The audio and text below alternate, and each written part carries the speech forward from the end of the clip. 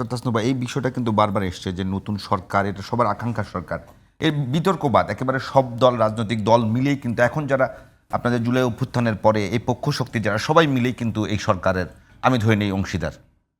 তো এই সরকার জুলাইকে নিয়ে যে প্রত্যাশা ছিল সেই জায়গাতে এই যে মেঘমল্লার বললেন যে বিদেশের সঙ্গে চুক্তিগুলো, পোর্ট দিয়ে দেয়া, করিডোর দিয়ে দেয়া, এগুলো চাইতেও গুরুত্বপূর্ণ যে বিষয়গুলো ছিল, যে রাজনৈতিক সংস্কৃতি তৈরি করা, আপনাদের জুলাই সনদ করা, এইগুলোতে মানে আমার কাছে মনে হয় কি আপনারা খুব বেশি বাইরে, মানে সরকারের বাইরে দল হিসেবে বিএনপি বলেন, এনসিপি বলেন, জামাত বলেন, আপনাদের পক্ষ থেকে এই সমালোচনাগুলো খুব বেশি এসছে। আচ্ছা, আপনার এই যে প্রশ্নটা পোর্ট দিয়ে দেওয়া, আরেকটা কি বললেন, করিডোর দিয়ে দেওয়া, পোর্ট দিয়ে দেওয়া, হ্যাঁ, এই প্রশ্নর ল্যাঙ্গুয়েজটাই একটু প্রবলেমেটিক। পোর্ট দিয়ে দেওয়া, করিডোর দিয়ে দেওয়া, এরকম কোনো কিছু কিন্তু হয়নি। আমি এটাতে আগে আসি। ওনার কিছু যে এনসিপির কাউকে কিছু বললে ব্যক্তিগত, আমি যেহেতু ছাত্র রাজনীতি করি নাই, সম্পূর্ণ অন্য একটা ঘরানা থেকে আমি এনসিপিতে যুক্ত। আমার বয়সও তাদের থেকে প্রায় 12 বছরের মতো অ্যাভারেজে বেশি। তো আমি ওদের কাউকেই আসলে চিনি না। ইনফ্যাক্ট আমার নিজের দলের সবার সাথেই আমার এখনও ভালো করে ওভাবে পরিচয় হয়ে উঠতে পারে নাই, হচ্ছে। সো এনসিপি শুধু ছাত্রদের দল না, মানে যারা ঢাকা ইউনিভার্সিটির ওই কেন্দ্রিক না, আমরা অনেকেই বাইরে থেকে বিভিন্ন যুক্ত হয়েছে। এই একই চেয়ারে বসে এই কথা বোধহয় 3rd টাইম বলছি। সো ব্যক্তিগত আকর্ষণা, সমালোচনা থাকতেই পারে। আমি একটা ব্যাপারে একমত যে বোঝা যাচ্ছে না যে নতুন কিছু কিনা এনসিপি, মানে খুবই স্বাভাবিক। আপনি 4 মাসে কিভাবে আপনি বুঝাবেন যে আপনি নতুন না?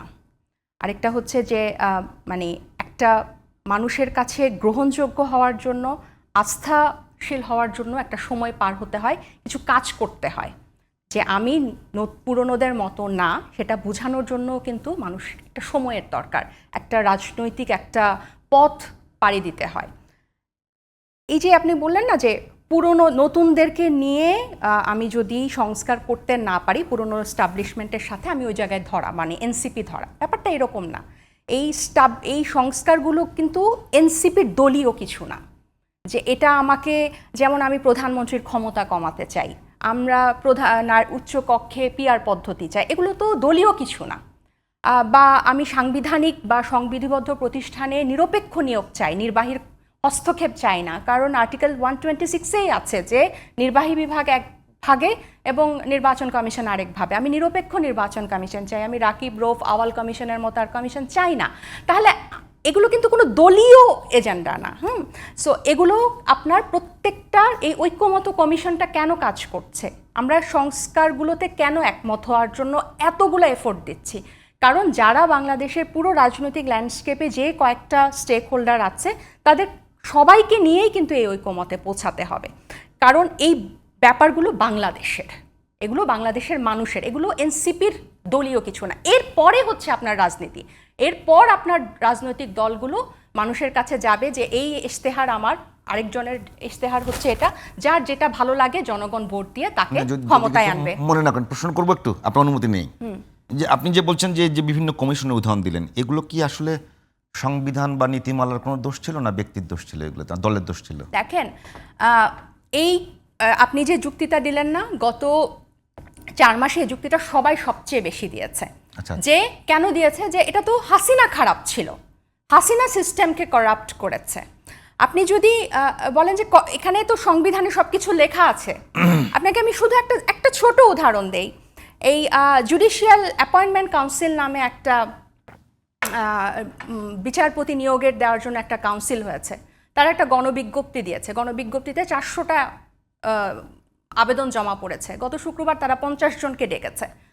50 জনের মধ্যে এমনও আছে যে আগে ডেপুটি অ্যাটর্নি জেনারেল ছিল, এখন হচ্ছে সে ডাক পেয়েছে বিচারপতি হওয়ার জন্য, এবং ওই কমিটিতে, ওই কমিটিতে তার হাজব্যান্ড আছে, মানে ওয়াইফ যাবে হাজব্যান্ডের কাছে ইন্টারভিউ দেওয়ার জন্য। এবং এইখানে প্রায় 27 জনের মতো হয়েছে। 27 জনের মধ্যে দেখা গেছে 24 জনই একটা রাজনৈতিক দলপন্থী আইনজীবী, বিচারপতি। তাহলে এই যে এই ব্যবস্থাগুলো আপনি দেখেন, সেই অ্যাটর্নি জেনারেল থেকে শুরু করে আপনি প্রত্যেকটা রাষ্ট্রীয় প্রতিষ্ঠানে, প্রশাসনে দেখেন কোন রাজনৈতিক দলের লোকজন বসে আছে। আপনার থেকে যদি আপনি শুরু, আপনি টিভি চ্যানেলগুলোর দিকেই তাকান, head of news, head of program, CEO, head chief reporter, সবার কি একটা দল পরিবর্তন হয়েছে না? সবারই হয়েছে। সো এই জিনিসগুলোই হচ্ছে পুরনো এস্টাবলিশমেন্ট। এগুলো কিন্তু আপনাকে একেবারে আপনি ধুয়ে মুছে 5ই আগস্টের আগে বাংলাদেশ যা ছিল 5ই আগস্টের পরেও বাংলাদেশ তা। আপনাকে আগে নিয়মটা পরিবর্তন করতে হবে, তারপর আপনি আপনার রাজনীতিটা করবেন। তো এই যে আপনি বললেন না মানুষ খারাপ, হাসিনা খারাপ ছিল, ইয়া তো একই ছিল, সংবিধানে তো নিয়ম তো এটা ছিল, কিন্তু এই 50 বছরে কিন্তু এই জিনিসটা। আপনার কথা ধরেই যদি নেই মেঘমাল্লা, আপনি একটু বলবেন যে আপুজান বলছিলেন যে শুধু ব্যক্তি চেঞ্জ হয়েছে, আমরা ওই জায়গাতে নতুন রাজনৈতিক দল হিসেবে তাদের প্রতি আমরা এক্সপেকটেশনটা একটু বেশি। তা আমরা চেয়েছিলাম যে নতুন রাজনৈতিক দলের, পুরান রাজনৈতিক দলগুলোর বিরুদ্ধে যে ধরনের অভিযোগ আসে, নতুন রাজনৈতিক দল হিসেবে এনসিপির বিরুদ্ধে সেই ধরনের অভিযোগ আসবে না, তাদের রাজনৈতিক সংস্কৃতিতে একটা পরিবর্তন আসবে। আমি বারবারই আবার বলছি যে ওই জায়গাটাতে কি কোনো পরিবর্তন দেখতে পাচ্ছি কিনা আমরা? আচ্ছা, তা মানে আমি যেখানে অ্যাগ্রি করি সেখান থেকে শুরু করি। তাসনিফা আপা বলছেন 5ই আগস্টের আগে বাংলাদেশের অবস্থা যেরকম ছিল, মানে 5ই আগস্টের আগের বাংলাদেশ যা 5ই আগস্টের পরেও বাংলাদেশ, তার শেষ বাক্যে এসে উনি যে কথাটা বললেন, এটা একটা পয়েন্ট অফ এগ্রিমেন্ট যে আমরা অ্যাগ্রি করি এই প্রশ্নে যে হ্যাঁ, বাংলাদেশের কোনো মৌলিক গুণগত পরিবর্তন গত এক বছর সবাই এগ্রি করছি আমরা। আচ্ছা, যদি সেটা হয় তাহলে উনি সেটার জন্য এ ব্যাপারেও আমরা এগ্রি করি যেখানে কাঠামোগত পরিবর্তন প্রয়োজন। কাঠামোগত পরিবর্তন কি হবে, কতটুকু হবে, কি প্রক্রিয়ায় হবে, তাই নিয়ে অনেক আলোচনা হইতে পারে। সেটা কি নির্বাচিত সরকারের করার কাজ, নাকি যেই সরকার এনডিএ করে বসে গোপনে গোপনে তাদের কাজ, সেটা নিয়েও একটা মানে আলোচনার লেজিটিমেট গ্রাউন্ড আছে। কেউ যদি বলে যে নির্বাচিত সরকারের হাত দিয়ে এটা হওয়া উচিত, তাহলে আপনি তাকে আওয়ামীপন্থী, অমুক তমুক ইত্যাদি বলে খারিজও করতে পারেন না। কিন্তু কাঠামোগত একটা পরিবর্তন প্রয়োজন আছে, এই বিষয়ে আমাদের এগ্রিমেন্ট আছে। কথা হচ্ছে নতুন সংস্কৃতি, নতুন আলোচনার। আর আপা একটা কথা বলি যে লাস্টে যে আমি বললাম আগের বারের আলোচনায় যে হচ্ছে পুরানো স্ট্যাবলিশমেন্টের সাথে এক ধরনের কোঅপারেশন লাগবে, এটা আমি নিজে থেকে ইনফার করে বলি নাই, আপনার যে আগের বক্তব্য সেই লাইন থেকে নিছিলাম। সো মানে এটা আমার কোনো আর মানে নিজের দেওয়া ওপিনিয়ন না। কিন্তু হ্যাঁ, আমরা বুঝি অনেক রকম বাস্তবতা আছে, অনেক কিছু আছে। কিন্তু ধরেন যেই যে অভিযোগগুলা ছাত্রদল বা যুবদল বা বিএনপির বিরুদ্ধে আছে, সেই একই অভিযোগগুলোকে আমরা সংবাদপত্রে দেখতে পাচ্ছি না যে এনসিপি বা বৈষম্য বিরোধী ছাত্র আন্দোলনের নামেও নানান জায়গায় করা হয়েছে। মিরপুরে কি বৈষম্য বিরোধীর নামে, বৈষম্য বিরোধীর এক নেতার নামে মিরপুরে টর্চার সেল তার চালানোর অভিযোগ ওঠে নাই? আমরা কি দেখতে পাই নাই যে হচ্ছে ছাত্র দলের এক নেতা, আপনার ইনস্টিটিউশনটা ভুলে গেলাম, মানে এইটা নিয়ে আলোচনা করার সময় ওই দিন টক শোতেও ছিলাম, এখন ছেলেটার নাম মনে পড়তেছে না, খুব সম্ভবত পারভেজ, তার মৃত্যুর সাথে বৈষম্য বিরোধীর সাথে কানেক্টেড এরকম লোকজন পাওয়া গেছে। এবং এইসব ক্ষেত্রে বৈষম্য বিরোধীর প্রাথমিক রেসপন্স কী হয়? বা আপনার যখন বৈষম্য বিরোধীর একজনের বিরুদ্ধে অভিযোগ উঠলো যে তিনি দলের আরেকজন নারী কর্মী বা নারী নেত্রীকে হচ্ছে এমন কিছু প্রস্তাব দিয়েছেন যেগুলো কুরুচিপূর্ণ, তো সেই প্রস্তাব যখন সামনে আসলো তখন এনসিপির রেসপন্স কী ছিল? এনসিপি বা বৈষম্য বিরোধীও যখন এর আগে ছিল, তাদের প্রাইমারি রেসপন্স ছিল যে একটা কমন রেসপন্স হচ্ছে মিডিয়ার অপপ্রচার, সব জায়গায় আওয়ামী লীগের দোসর বসে আছে, আমাদের নাম বেশি বেশি বলা হয়। 2, এই দায়গুলা ব্যক্তির, তাও আমরা দল হিসেবে দেখতেছি। আর 3 হচ্ছে যে এগুলা হচ্ছে ইচ্ছা করে ন্যারেটিভ তৈরির কাজে ব্যবহার করা হচ্ছে বড় বড় রাজনৈতিক দলগুলোকে বাঁচানোর জন্য।